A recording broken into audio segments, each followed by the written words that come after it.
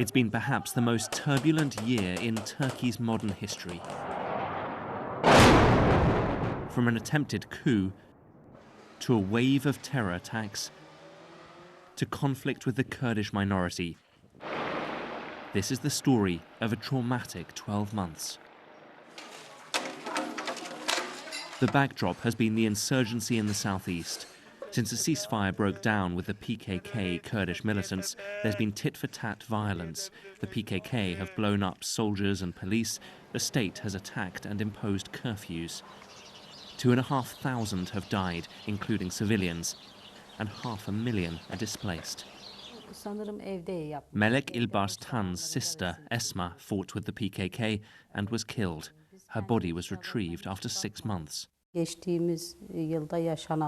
She faced discrimination for being the other and a Kurd, and she saw the massacres of last year. That's how she emerged as a fighter. We don't care if the government calls her a terrorist. It's state terrorism against the people. We've found people burnt alive in basements and bodies abandoned for weeks. This regime has blood on its hands. Kurdish militants and so-called Islamic State have bombed across the country this year, IS behind the Istanbul airport attack in June. 360 people have died in 22 terror attacks this year, the latest this month by Kurdish militants killing more than 40 people outside Beşiktaş football stadium in Istanbul. Tunç Uncu was among them. A lifelong Beşiktaş fan, he worked at the stadium. His mother called him a rosebud. When I got the news, I collapsed. When they showed me his body at the hospital, I kissed him and then we buried him. May God spare everyone else this pain. May there be peace for Turkey and no more bloodshed.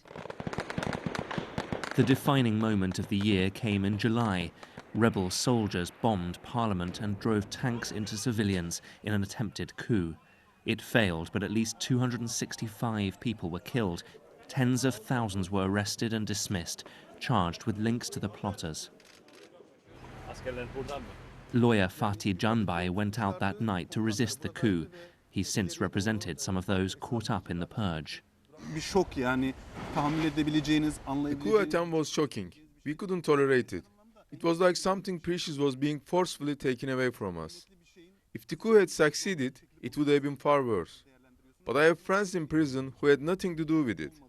There was an attempt to steal our lives that night, but while on a smaller scale, we are facing a similar attempt now. So what of the mood here? This is a defiant nation, but an anxious and divided one too. And as President Erdogan tries to enhance his powers next year through constitutional change, that could deepen political polarization.